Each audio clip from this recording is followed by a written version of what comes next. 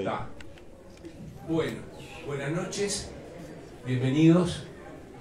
Agradezco aún la gentileza de invitarme a presentar esta novela y también a Carlos por haberme propuesto. Siempre es un privilegio para un autor que otro autor lo elija para presentarle un libro. No es poca cosa, a veces resultan en citas a ciegas y algunos siempre está teniendo lo que puede suceder, pero en este caso creo que vamos a estar bien. Si me permiten, antes de hablar de la novela, quiero leer una noticia que se publicó en El País de Madrid el 1 de junio de este año y que hace a la temática del libro y a lo que van a encontrar en él. La voy a leer textual y después paso a hablar.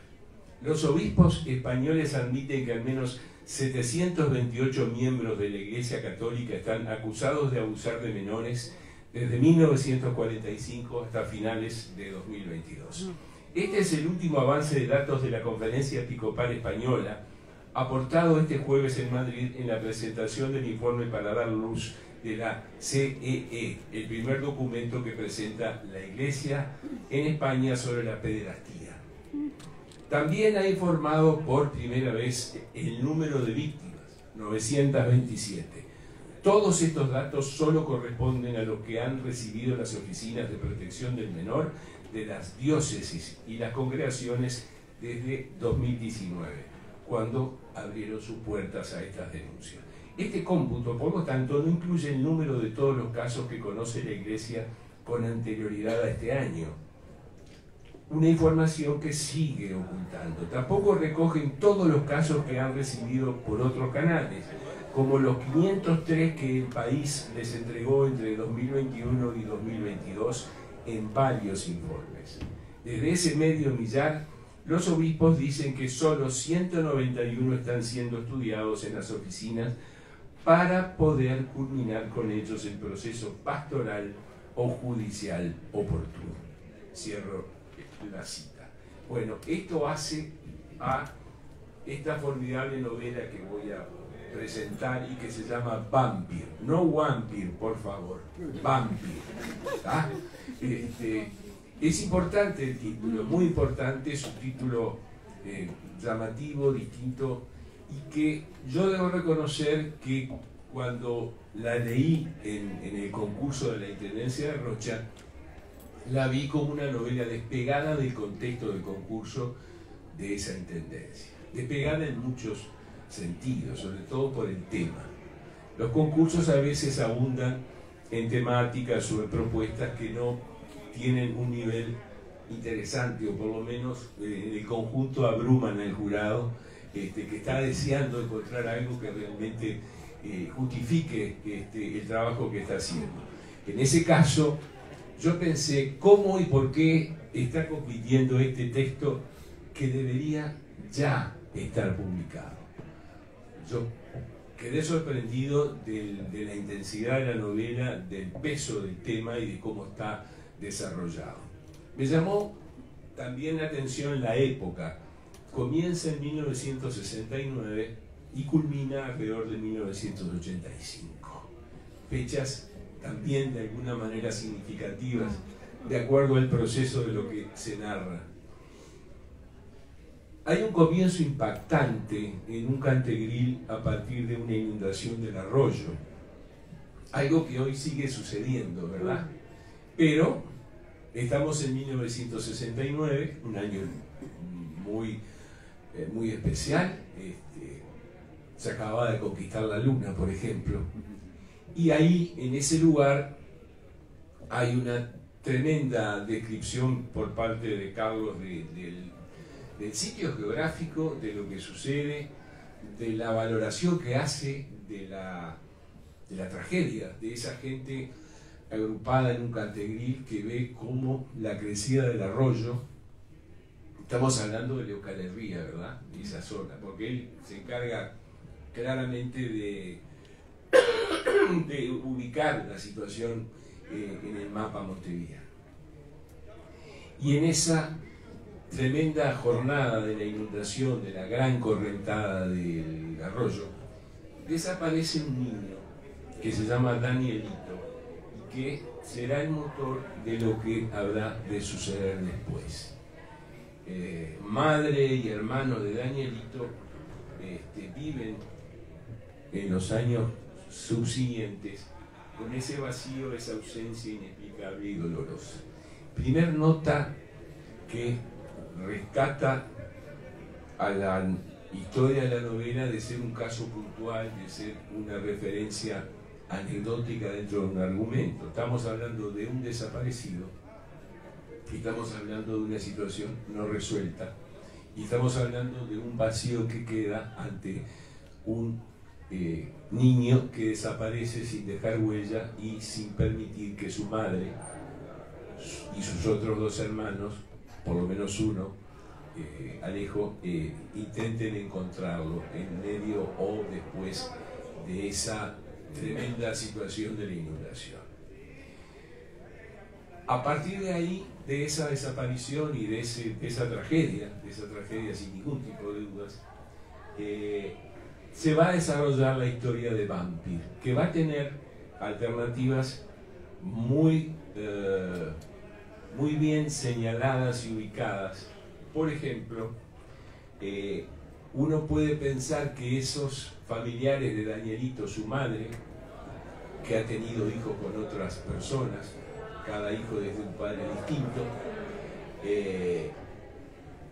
por su condición social, por la situación que no ha podido evitar, va a aceptar esa desaparición sin más. Sin embargo, no lo hace. Y eso empieza a dar forma a los caracteres de los personajes de esta novela formidable.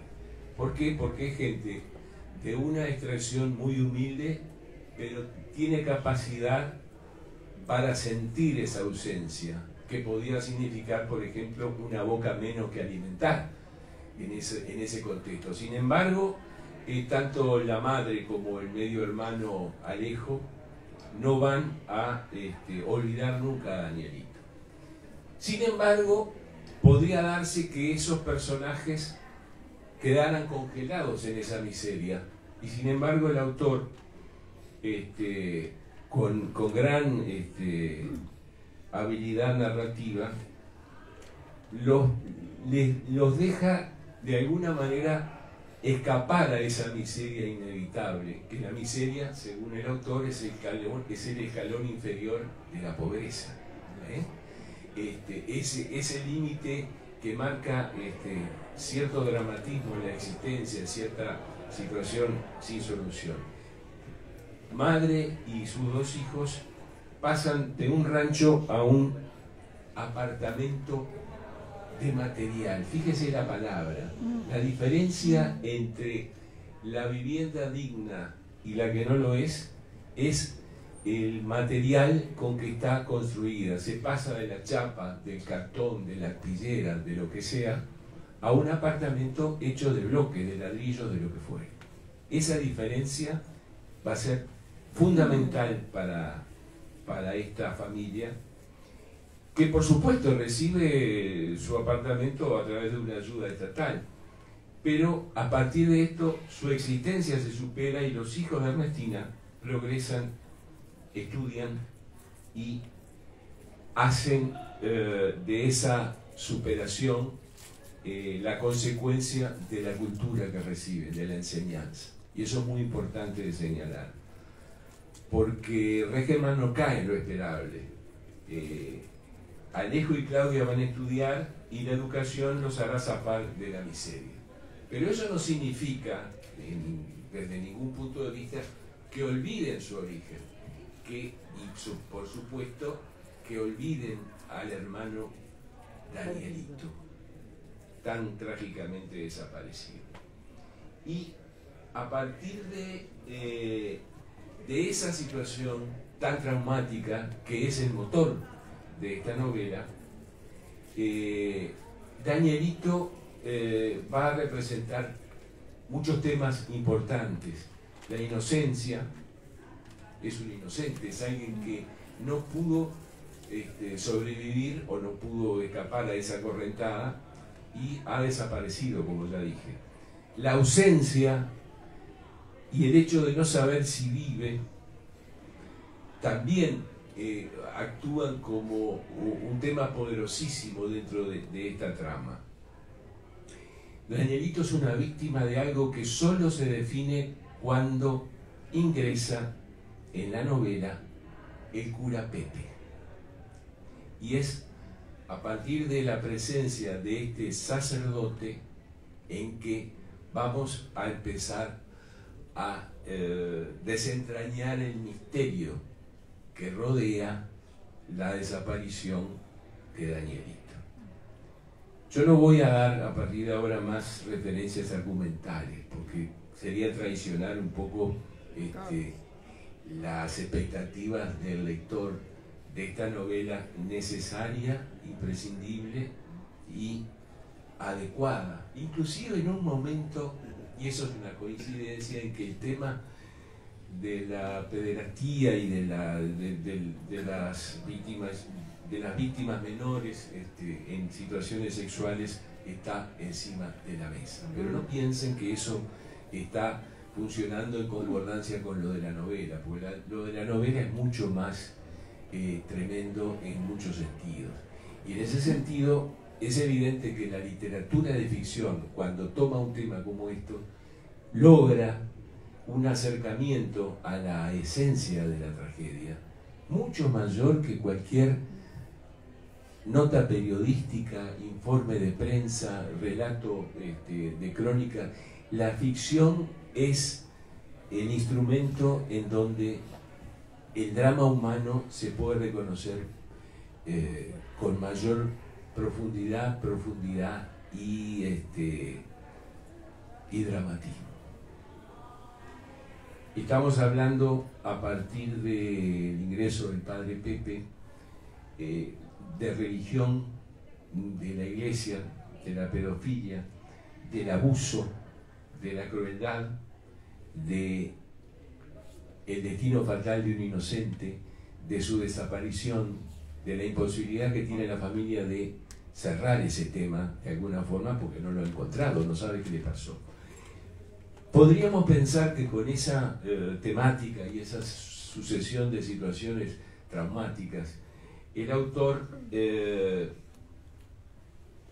podría excederse en alguna medida, sin embargo, nunca apela al golpe bajo.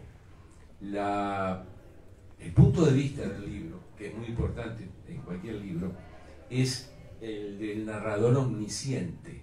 ¿Y por qué? Porque ese narrador se ocupa de contar todo lo que pasa.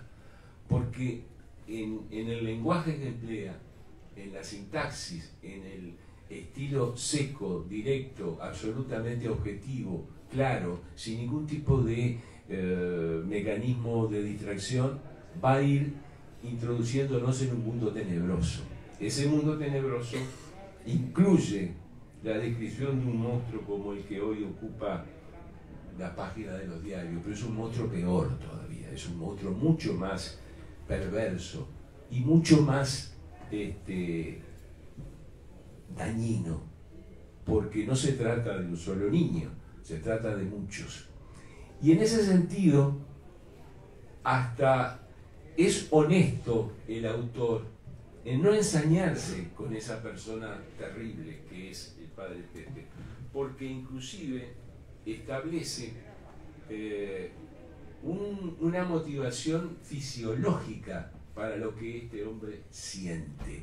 Es decir, no le adjudica porque sí la condición de individuo cruel, de degenerado, de todo lo que podemos advertir a partir de la narración, sino que establece una razón, si se quiere, fisiológica que podría explicar la predilección de este monstruo por el placer y por el dolor simultáneos.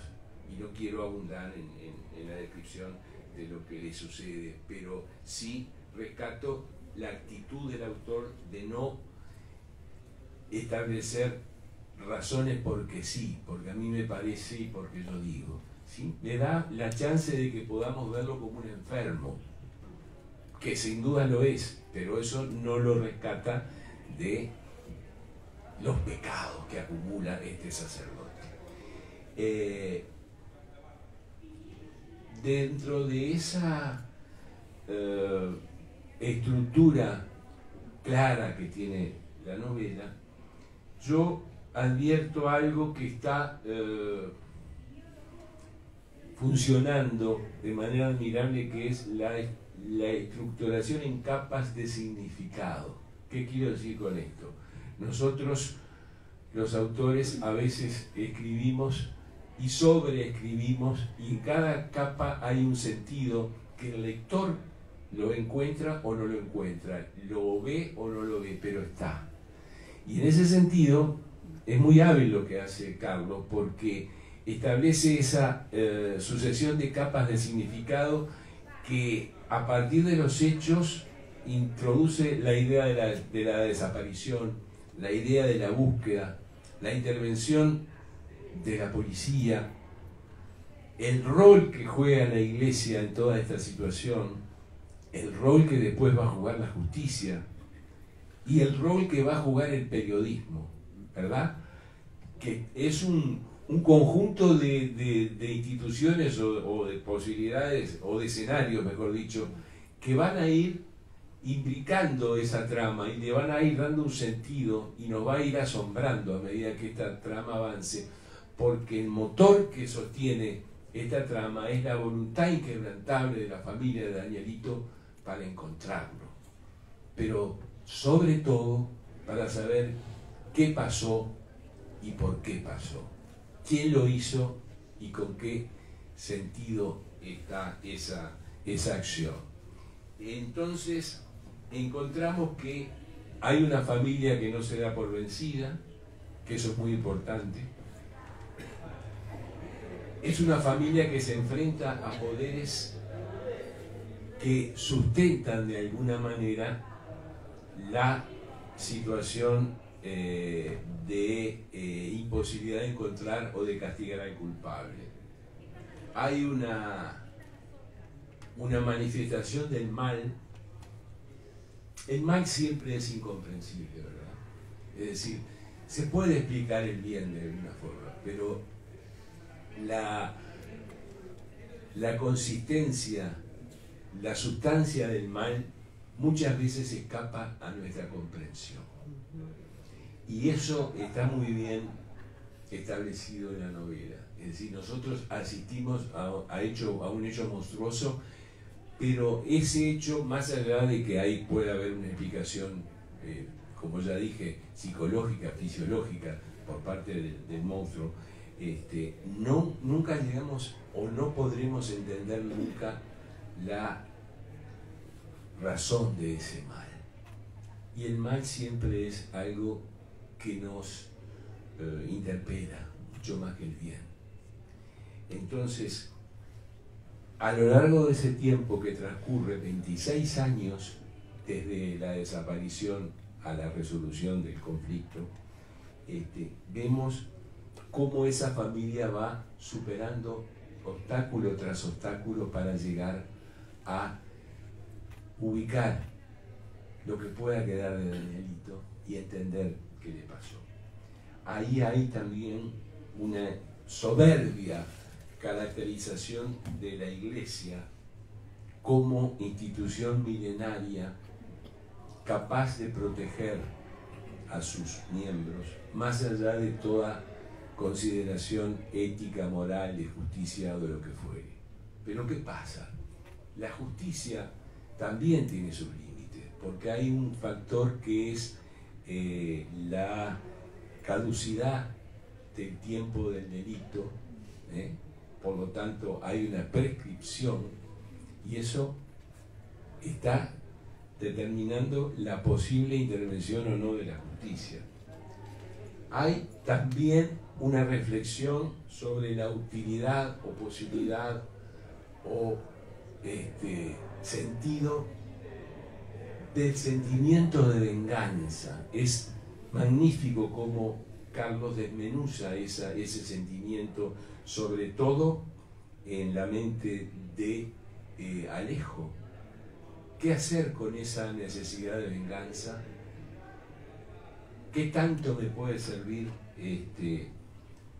ejercer esa venganza? También hay una búsqueda, sin duda, y es muy importante desde el punto de vista simbólico, de la verdad última de lo que ha sucedido.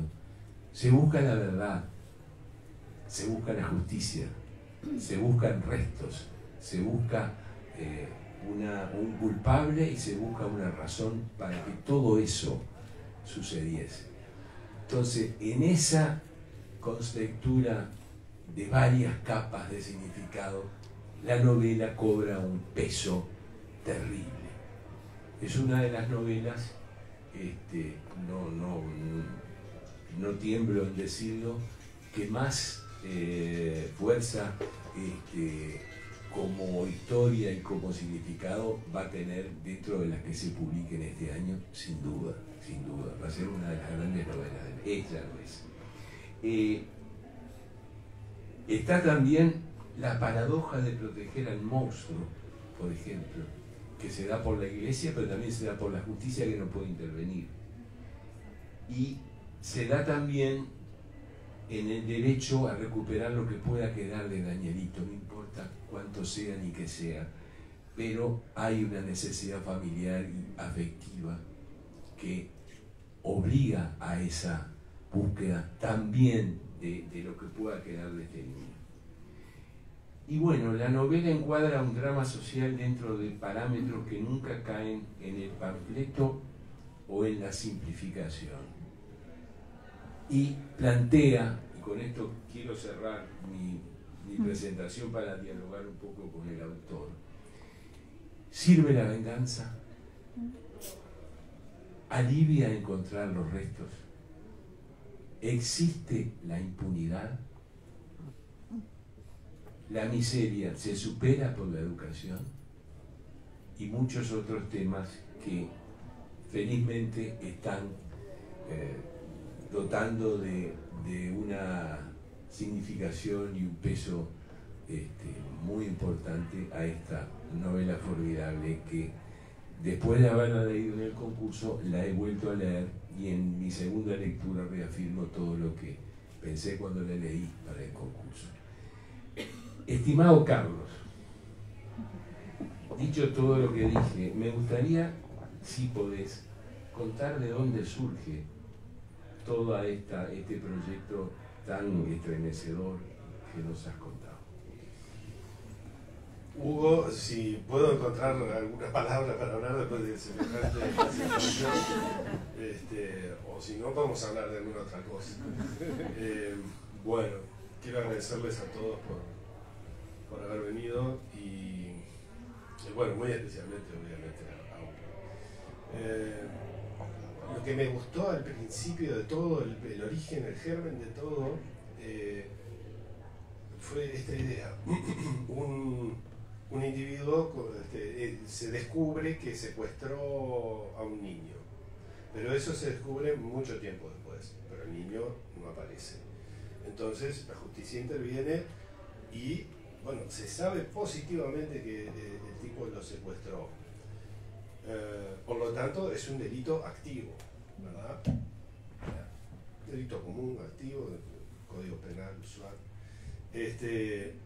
Entonces el tipo dice, lo maté, porque eso le permite que el delito haya prescrito y quedar libre. No le importa que públicamente quede como lo que es, un asesino, y va y dice, está ahí, indica, y efectivamente está ahí, y la justicia lo tiene que prescribió el delito. Porque ahora incluso el Código Nuevo creo que prescriben antes los delitos. Ese fue el germen, ¿no? Yo no sabía que el villano iba a ser cura, no sabía nada de nada, ¿no?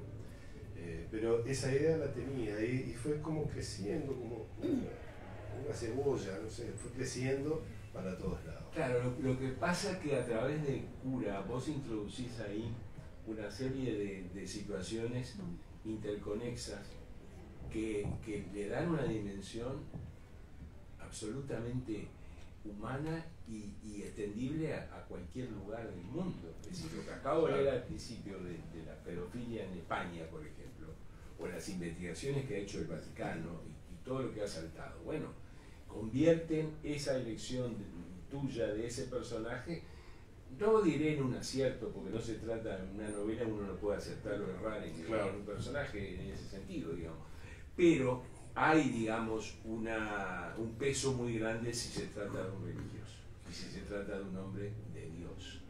Lo que pasa es que yo creo que sí, una persona puede ser víctima de un individuo, pero ese individuo forma parte de algo, de un colectivo, de una sociedad. Y me interesaba que perteneciera a alguna institución que lo protegiera. Y bueno, yo conocí a algunos individuos que forman parte de la iglesia o que formaban parte de la iglesia, pues yo fui a una escuela católica. Me too. Y bueno, 10 años a colegios católicos, sí, más los años que estudié en la Católica o en el Instituto de Filosofía, Ciencias y Letras, sumarían 14 años más o menos, o sea 15. Yo sé de lo que hablar. claro, y por más que uno, de pronto toda la experiencia no es mala, ni mucho menos, yo no fui víctima, por lo menos que yo recuerdo, de nada de eso, pero compañeros míos sí. Sí, ¿No? sí, claro. Entonces, bueno, yo conocía bien a algunos de esos individuos, sin saber de lo que eran capaces, su comportamiento cotidiano, el vínculo que tenían con nosotros, podía ser abusivo, en pequeños detalles mezquinos, ¿no? Sí. Pero de hecho, la descripción que yo hago de ese personaje, salvo los crímenes, es una fotografía de comportamientos que yo experimenté o fui testigo de que existían. Ahora, contame un poco, es muy difícil lo que haces al principio de meterte en ese cantegrín, de dar esa descripción, de hacer una especie como de estudio sociológico de por qué existe eso, cómo funciona, los Vargas, por ejemplo, que eran los capos de ese lugar. Sí. Digo, no es necesario conocer un lugar para describirlo, Sí, eso bien sí. lo sabes. Pero fue un desafío meterte en ese sitio, me parece. Sí, pero yo creo que necesitaba eso, sí, porque este criminal busca presas fáciles, ¿no? Busca presas que tengan pocas herramientas para defenderse de eso, que después las consecuencias... En eso radica el abuso, además. Exacto, también. Claro, Sí, no se mete con un tipo de mismo no, tamaño. No, está bien. Entonces, necesitaba un ambiente muy, muy perjudicado. Y una vez que definí que las víctimas, digamos, pertenecían a ese sector social súper perjudicado, que además en esa época estaba floreciendo porque hacía poco que existían los cantegriles. ¿No? Los cantegriles son... La palabra cantegril hacía poco que había llegado a Uruguay, porque el cantegril era una ironía sobre los que habían en Punta del Este. Claro, bueno, y digamos, los ranchos, los rancheríos, los pueblos de ratas del interior, claro, empiezan a reproducirse en Montevideo en los años 60, ¿no? Claro. Ahora, como yo creo que de la pobreza a la miseria es fácil de ir, pero la vuelta es casi imposible. Ese fue mi principal problema, de alguna manera técnico, narrativo, convencer a la gente de que podía salir. Y por otro lado, bueno, a ver si había la posibilidad. Yo conozco poca gente, pero conozco a alguna gente que logró salir de una situación de miseria. Y por eso también lo puse en esa época, porque yo quería que pasara, que ese Alejo fuera un hombre joven y con un oficio en la construcción en el año 80. O sea, en la época del boom, en los últimos 70, claro, hay mucha gente que tenía habilidades y cierto comportamiento en el trabajo de tu condición de arquitecto te sirvió para manejar todo eso. Pero ahí en esa época creo que bueno, era posible, y bueno, lo puse ahí, y su empresa, digamos, su pequeña empresa, microempresa, se convirtió en una cosa que le permitió tener una vida, buena vida. Otra cosa que me pareció formidable es la referencia al casamiento mediático de un alumno de ese monstruo, que en la novela se llama Armando Torena, y que no es otro que Fernando Morena. Como hincha de Peñarol, me gustó encontrar esa referencia. Ahora no me gustó que el cura fuera tan hincha de Peñarol. Pero en fin, está bien. Ahora todo eso está muy bien. Fue alumno de ese colegio. Claro, pero además, cómo esos pequeños detalles condensan la época. Claro. Eso me parece bien en el sentido de no abundar en descripciones o en nostalgia de marcas o lo que fuera. No. La época es esta. Entonces, el casamiento se produce en 1974, ¿verdad? Creo que sí, por ahí. Sí, por ahí. Y fue la primera vez que un casamiento se televisó en directo. Es uno de los hitos de la televisión. En Uruguay no sé si se volvió a hacer eso. La única vez. Sí, ¿no? Sí, yo creo que fue la única vez. Yo el otro casamiento que recuerdo es el de Palito Ortega y Evangelina Salazar. Pero no en el extranjero. En el extranjero. Acá creo que fue el único. Y después el de Diana y Carlos en el 80. Pero volvamos a la novela. Hay una trama de investigación periodística formidable también, que es lo que va a permitir desentrañar en definitiva lo que pasó. Claro. Es decir, vos como periodista, no importa, pero sí está, le estás dando un valor importantísimo a la intervención de ese sector de la sociedad en resolver conflictos o aclarar situaciones que ni la justicia lo hace, que en este caso la iglesia mucho menos, por más que hay algún dato que se desliza. Y está muy bien, no lo voy a espolear, pero el final me parece, con esa comparecencia de ese otro religioso, cómo cerrás el tema de hasta dónde el secreto que pretende defender la iglesia puede sostenerse. Claro. Sí. En términos humanos. No, sí. No divinos. Primero que me pareció que tampoco tenía por qué convertir a la iglesia en una organización criminal, ¿no? O sea, hay mucha gente allí que tiene, digamos, un sentido de la justicia. No, pero además no hay una generalización de tu parte de eso. Es decir, estás ubicando determinados personajes, pero no un colectivo. No, pero incluso un tipo que no es muy agradable, como uno de los que aparece al final, da un argumento para mantenerlo al otro en un lugar oculto, porque porque el tipo, póngase en el lugar, ¿no? Tenemos a un tipo que es si lo dejamos suelto, quién sabe lo que hace. ¿Qué hacemos con ese individuo? Es muy difícil, ¿no? Tenemos una responsabilidad. La justicia dijo, yo no tengo nada que ver. ¿Qué hacemos? ¿No? Te quiero ver ahí. Ahora explica un poco el concepto de vampiro, cómo lo manejás. Es muy interesante eso, ¿no? Sí. Porque es una conexión que yo no lo había pensado, pero que se vincula con el no muerto. Sí. Es decir, con el desaparecido que no sabemos dónde está ni qué le pasó. Sí, no es tanto por ese lado, pero me parece bárbaro esa yo por lectura. En parte lo vi así. Pero claro, no, yo lo tomo hay un psicoanalista norteamericano que hizo un estudio sobre Drácula y él, digamos, su especialidad terapéutica tenía que ver con tratamiento de niños, o sea, de adultos que habían sido abusados de niños, ¿no? Y entonces él hace un paralelo entre todo el ciclo de Drácula, ¿no? Que elige una víctima débil, le saca la sangre, o sea, le saca su energía vital, y esa víctima queda alelada, no muere, pero no está viva, es un no muerto, está así hasta que en cierto momento, si el abuso continúa, él mismo se convierte en un vampiro, o sea, en un abusador, dependiendo de las circunstancias y de una serie de cosas. Entonces iba por este lado, ¿no? Porque hay un personaje que es uno de los periodistas que aparece allí en la novela, que tiene esa teoría, ¿no?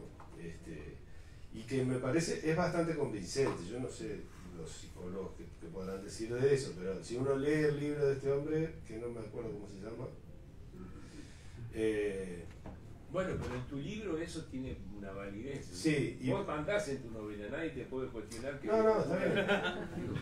Está bien, yo mando, pero bueno, hasta el punto de la verosimilitud, digamos. Bueno, digo, pero creo que eso enriquece el espesor de significado que tiene. Claro, claro. No es una historia que de por sí es tremenda y que solo de seguirla ya engancha al lector porque quiere saber. Eso está muy bien. Esa es la parte, digamos, del mecanismo de lectura que te va a llevar indefectiblemente y deseando hasta el punto final a ver qué pasó. Eso es así. Pero dentro de esa posibilidad está el enriquecimiento de conceptos, de ideas, claro, de situaciones que la hacen en ese sentido muy rica, muy claro, completa. Yo siempre valoro los libros por el desafío que supuso para el autor hacerlo, los riesgos que corrió. Siempre pongo el mismo ejemplo. Corrió más riesgo Netti escribiendo El Pozo que Benedetti La Tregua. Chao, ¿qué querés que te diga? Bueno, es así. Y nada, y bueno, y son dos obras importantes, nadie las va a discutir, pero hay, digamos, una apuesta inicial riesgosa, difícil, que implica jugar todo. Bueno, eso es muy importante, lo consigas o no. Claro, claro. El asunto es plantearte. Yo creo que hay mucho de Iván en todo esto, porque ponele el rol de los periodistas, ¿no? que está en el libro. En cuarto de liceo, mi catequista era Adolfo Antelo. Y que fue, digamos, que fue descubierto por trabajos periodísticos, digamos. Fue, obviamente que fue la gente que estaba dentro de esa comunidad que movió la cosa, pero digamos, si no hubiera sido, ¿quién fue? Abercorn, Leonardo Abercorn, claro. en 3, ¿no? Sí. Si no hubiera sido por eso, no sé qué pasaba, ¿no? Porque la iglesia lo que hizo fue mandar un telegrama al Vaticano a ver qué hacemos y nunca respondieron. Entonces, sí. Bueno, es muy importante, digamos, cómo la novela va equilibrando las posibilidades sin fantasear.